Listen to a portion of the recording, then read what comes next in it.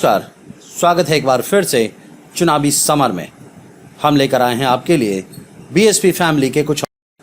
मोदी सरकार देश को धीरे धीरे बेचती जा रही है, जिसकी वजह से राहुल गांधी और राजरत्न अंबेडकर ने मिलकर हमला बोला।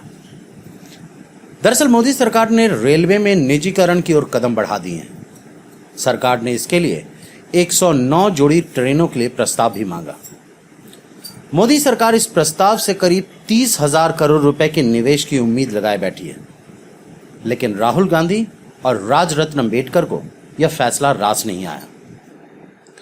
आपको बता दें कि केंद्र सरकार के द्वारा रेलवे के निजीकरण पर राहुल गांधी ने कहा कि रेल गरीबों की एकमात्र जीवन रेखा है और सरकार उनसे ये भी छीन रही है। लेकिन याद रहे, देश की जनता इसका करारा जवाब देगी। वहीं कांग्रेस ने कहा कि रेलवे का निजीकरण तबाही वाला कदम है। पार्टी ने केंद्र सरकार पर आरोप लगाते हुए कहा कि संसद में 2 दिन की बहस में मोदी सरकार ने कहा था कि वे रेलवे निजीकरण नहीं करेंगे। पार्टी ने कहा कि सरकार इस वक्त कह सकती है कि वे निजीकरण नहीं कर रहे हैं, बल्कि कुछ लाइनों को निजी हाथों में दे रहे हैं। सरकार इस तरह शब्दों से ना खेले, क्योंकि जब जनता उसका हिसाब लेगी तो फिर सरकार के पास शब्दों से खेलने के लिए भी शब्द नहीं रहेंगे। वहीं राजरत्न अंबेडकर ने भी रेलवे के निजीकरण पर जोरदार हमला बोला। उन्होंने कहा कि मोदी सरकार एक एक करके देश के सार्वजनिक चीजों को प्राइवेट हाथों में बेचती जा रही है, जिससे देश में बेरोजगारी बढ़ेगी।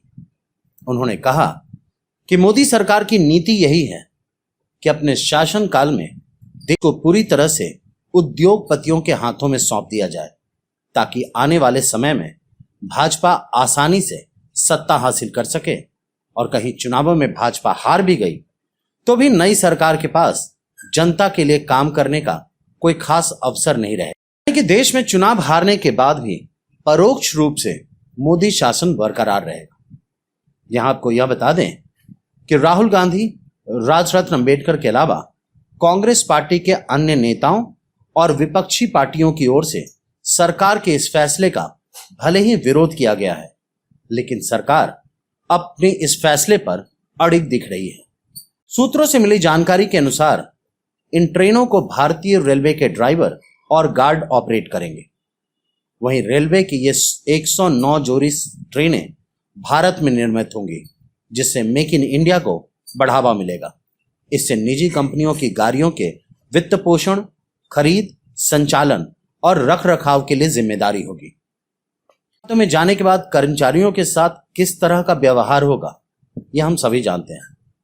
वहीं रेलवे के निजीकरण का सबसे बड़ा नुकसान दलितों और पिछड़ों को उठाना होगा, क्योंकि इसके बाद उनके लिए रेलवे में रोजगार के रास्ते लगभग बंद हो जाएंगे, जिसकी वजह से राहुल गांधी और राजरत्न अंबेडकर ने मिलकर आवाज उठाई है।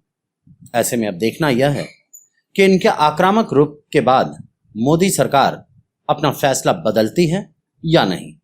हमारे साथ बने रहने के लिए आपका धन्यवाद। आप हमारे प्रोग्राम्स को today's.com पर भी देख सकते हैं और आप हमें टुडेज टीवी पर ट्वीट भी कर सकते हैं। Thank you.